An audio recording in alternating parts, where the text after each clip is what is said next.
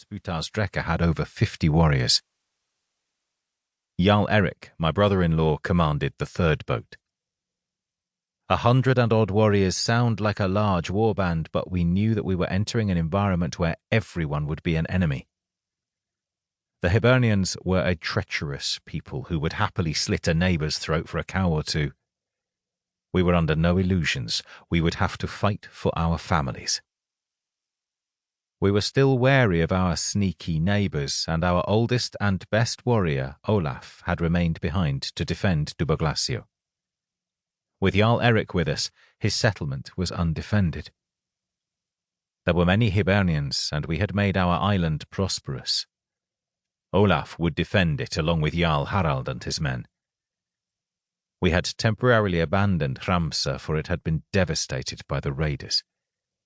It was a brutal and stark reminder of the perils of a surprise attack. We would once again rebuild it, but we needed to wait until we had recovered our families and our slaves.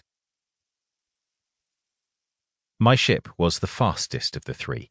She was slim and had the shallowest draft. We were leading the others and heading west.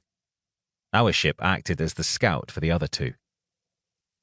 We had no idea where the raiders had gone. We had discussed where Ty might go. We could not imagine him sailing too far with overloaded boats. We would make the earliest landfall we could. We would land as soon as we could and search for them. The night before we had sailed, we held a council of war. We were under no illusions. This was war. They had come in the night and killed the old and taken the young and the women. If we did not fight for our families, then there would be no one left on man.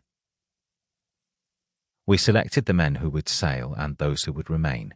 Every warrior wanted to go. My stepfather, Prince Butar, had become old almost overnight. My mother had been the love of his life and Erwin the sun in his sky. Without my mother he was half a man, and without his child he was little more than a dead man walking. It was as though the heart had been ripped from him.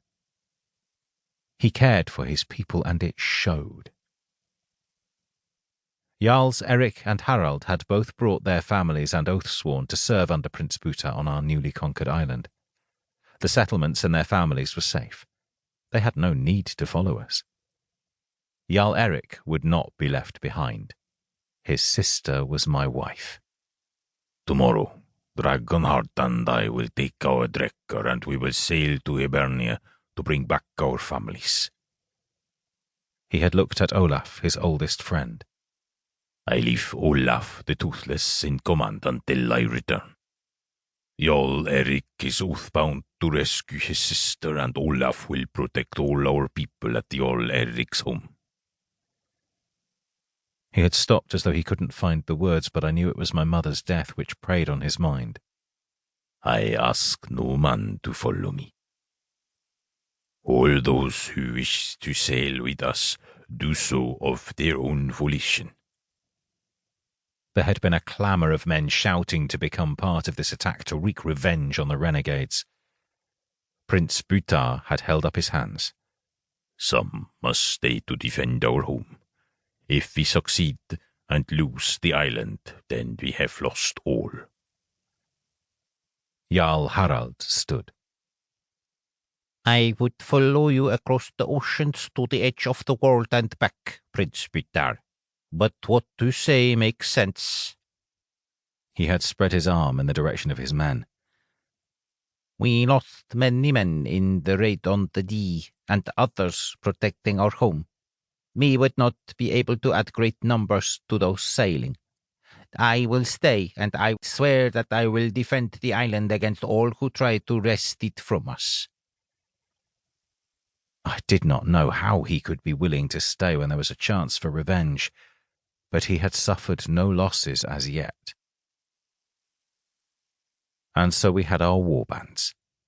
Prince Butar had the largest number of men, although in truth many of them were barely boys.